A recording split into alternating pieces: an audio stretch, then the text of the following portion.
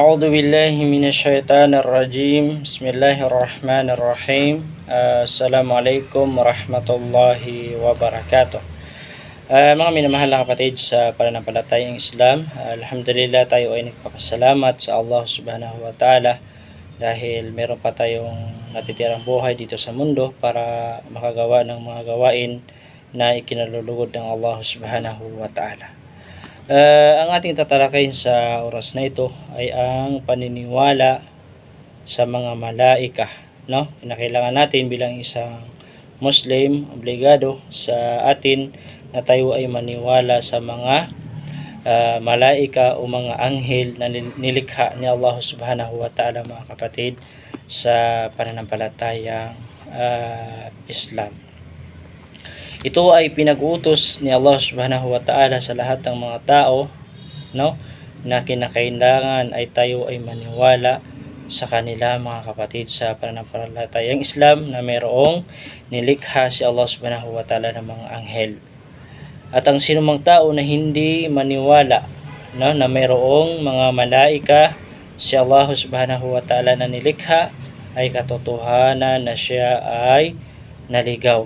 No, siya ay naligaw, mga kapatid, sa pananampalatayang Islam. Ano ang sabi ng Allah subhanahu wa ta'ala sa Quran? A'udhu billahi minasyaitanir rajim.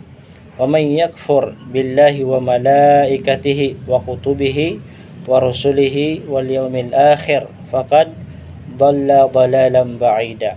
No, ayon sa pinakamalapit nitong kahulugan na sabi ng Allah subhanahu wa ta'ala, at sinuman ang hindi maniwala sa Allah, hindi maniwala sa Allah subhanahu wa ta'ala, no, sa kaniyang mga anghel, malaika, no, at hindi rin maniwala sa mga malaika, mga anghel ni Allah subhanahu wa ta'ala, no, sa kaniyang mga wakutubihi, sa kaniyang mga kutub, warusulihi, at sa kaniyang mga sugo, wal yawmil akhir, at sa huling araw, no, faqad dhalla dhalalan ba'ida. Sabi ng Allah subhanahu wa ta'ala, makagayon ay katiyakan na siya ay napaligaw ng napakalayong pagkaligaw.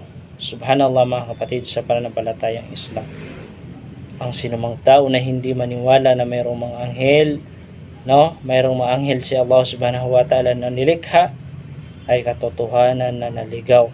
Kaya naman bilang isang mananampalataya ay obligado na tayo po ay maniwala na mayroong mga anghel si Allah subhanahu wa ta'ala, mga kapatid, sa pananampalatayang Islam.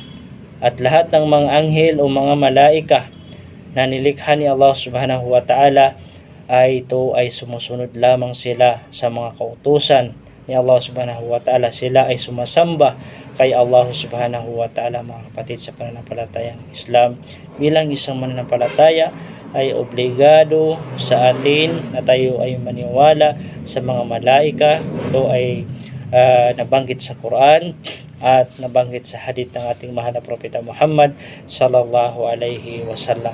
Kung ano yung itinuro sa atin ng mahal na propeta Muhammad sallallahu alaihi wasallam, ay ganoon natin paniniwalaan, mga kapatid, sa pananampalatayang Islam, at hindi na natin pwede sobrahan. Assalamualaikum warahmatullahi wabarakatuh.